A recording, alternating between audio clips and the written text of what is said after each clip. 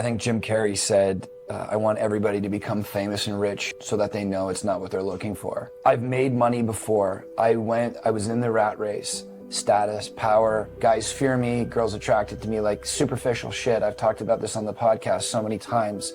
Drive this type of car, wear this type of stuff, listen to this type of music so that I can be the image in my head, so that it's viewed in a specific way from X group. None of that turned out to be true in reality. And I turned out to be isolated and lonely and just unfulfilled. And that's when philosophy, these types of things, psychology, community, mentors came into my life, because I clearly wasn't figuring out life. It wasn't until what you said, why are you here? What are you doing? Why do you exist?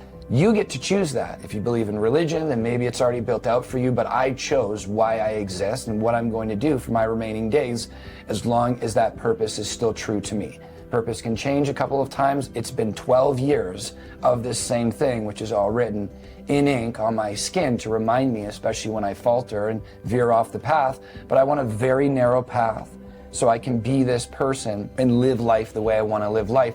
And then there is no summit to the mountain in business. There is no summit to the mountain in life. It's about staying in the game as long as I can and living it the way that I want to.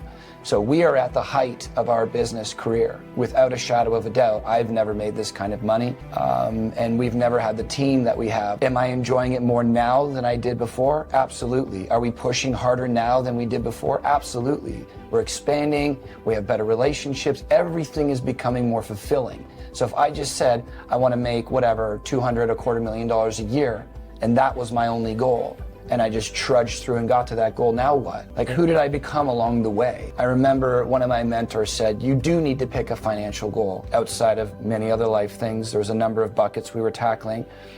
But I said I wanted to make $1 million a year in income. And she asked me why, and I gave her the shittiest reasons. And then she flipped my thought process and taught me it's about who I become on the way to that very difficult challenge. That's ultimately something that will never leave me, the skills that you developed along the way, the relationship that you built along the way. Even if the money was taken, you're left with who you are. Yeah, you keep talking about the journey, right?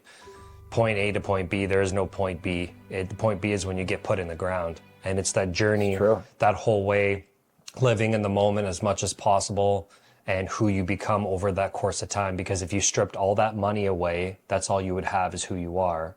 And if you focus on that along the way, you can keep yourself in check, still stay a good human being, still stay true to you are, no matter what level of success you find.